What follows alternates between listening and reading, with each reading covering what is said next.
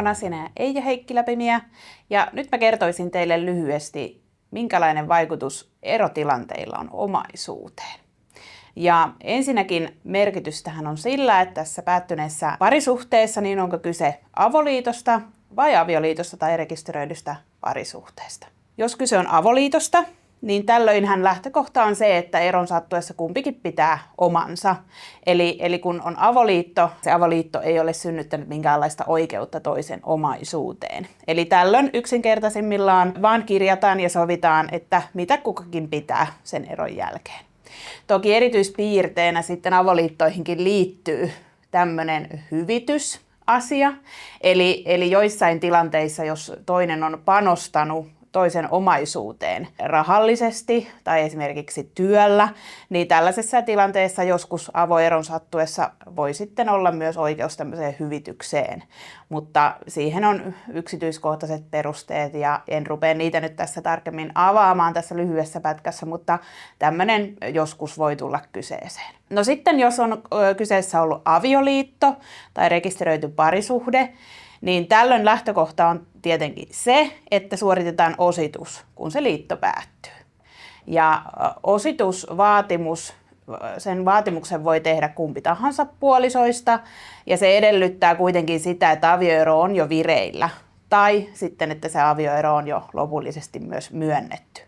Mutta ennen kuin ero on vireillä, niin ositustakaan ei voi suorittaa. Silloin kun ollaan avioliitossa tai rekisteröidyssä parisuhteessa, niin silloin puolisoilla syntyy avio-oikeus siihen toisen puolison omaisuuteen. Ja se tarkoittaa käytännössä sitä, että sitten kun tulee ero, niin tämän jälkeen selvitetään kummankin puolison varat ja velat. Näistä lasketaan omaisuuden säästö, josta yhteisestä säästöstä kummallakin puolisolla on laskennallisesti oikeus puoleen. Useinhan ajatellaan ja kuulee sanottavan, että avioliitto luo oikeuden puoleen toisen omaisuudesta. Ja tällaisia väärinkäsityksiä monesti saattaa olla, että esimerkiksi toinen omistaa talon ja toisella on rahaa, niin toinen kuvittelee, että hän saa sitä automaattisesti siitä talosta puolet. Mutta näin se ei mene. Ja ihan hetken kuluttua avaan ihan tällaisella pienellä esimerkillä tätä asiaa. Tietenkin avioehto on asiakirja, josta meillä on itse asiassa tuolla toisella videolla kerrottu enemmän. Sieltä voi käydä tarkemmin avioehdosta kurkkaamassa, mutta avioehdolla voidaan tietenkin poissulkea sitten tämä avio-oikeus. Ja jos avioehto on olemassa, niin tällöin suoritetaan myöskin omaisuuden erottelu. Eli silloin myöskin kumpikin pitää omansa. Toki voi olla tilanteita, että avioehto koskee vain esimerkiksi ennen avioliittoa puolisoilla ollutta omaisuutta, jolloin sitten muun omaisuuden osalta suoritetaan ositus. Mutta näin on kuitenkin tilanne, että avioehto voi sitten tähän ositukseen totta kai vaikuttaa. Seuraavaksi mä kertoisin ihan lyhyellä esimerkillä, avaisin tätä, että mitä se ositus niin kuin laskennallisesti tarkoittaa. Elikkä otetaan tämmöinen hypoteettinen tilanne, että meillä on puoliso A ja B. Ja tähän olen nyt sitten tehnyt tämmöisen hyvin yksinkertaisen osituslaskelman. Tässä mun laskelmassa A-puolisolla on 100 000 euron arvosta omaisuutta ja B-puolisolla on 50 000 euron arvosta omaisuutta. No sitten A-puolisolla on velkoja 20 000 euron arvosta ja B-puolisolla puolestaan 10 000 euron arvosta. Ja kun näistä omaisuuksista vähennetään velat, niin A:lle jää omaisuuden säästöksi 80 000 euroa ja B:lle 40 000 euroa. Ja kun nämä omaisuuden säästöt lasketaan yhteen, niin puolisoiden yhteisen omaisuuden säästöksi saadaan 120 000 euroa. Ja tästä siis puolet, eli 60 000 euroa on se, mikä osituksen jälkeen laskennallisesti pitäisi kummallekin puolisolle jäädä. No, nythän me huomataan, että B:llä on vähemmän, A:lla on enemmän.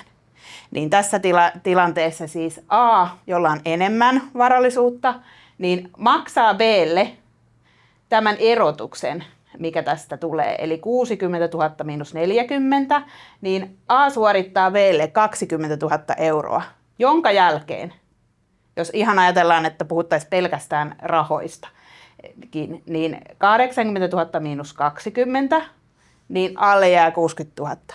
Ja sitten taas 40 000 plus se 20 000, minkä A maksaa, niin tämän jälkeen teilläkin on se 60 000 euroa.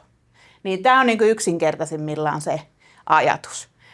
Selkeintähän se on, jos puolisolla on pelkästään rahavaroja, silloinhan se on helppo maksaa vaan se 20 000 euroa. Mutta totta kai useinhan tilanne on se, että siellä saattaa olla kiinteistöjä, osakkeita, mahdollisesti yritysomaisuutta, niin tällöin sitten se, joka sitä tasinkoa luovuttaa, niin hän saa lähtökohtaisesti aina päättää, että mitä omaisuutta hän luovuttaa sitten sinä tasinkona. Se voi olla rahaa, se voi olla osakkeita, se voi olla ihan mitä vaan periaatteessa. Mutta näin se niin kuin yksinkertaisimmillaan menee. Sen voi tässä kohtaa myöskin vielä mainita, että ne omaisuudet, mitä siihen ositettavaan omaisuuteen kuuluu, niin ne katsotaan sen avioeron vireilletulohetken mukaan. Yleensä pankkitilien saldot, ne tulee sen vireilletulohetken mukaan. Eli koska se käräjäoikeudet on jätetty se avioerohakemus. Rahavarat, mitä sen jälkeen ansaitaan, ei kuulu enää sen osituksen piiriin. Mutta jos siellä on esimerkiksi osakkeita, kiinteistöjä, jotain tämmöistä, niin ne taas arvostetaan sitten sen hetken mukaan, kun se jako todellisesti suoritetaan. Tämä on se lähtökohta.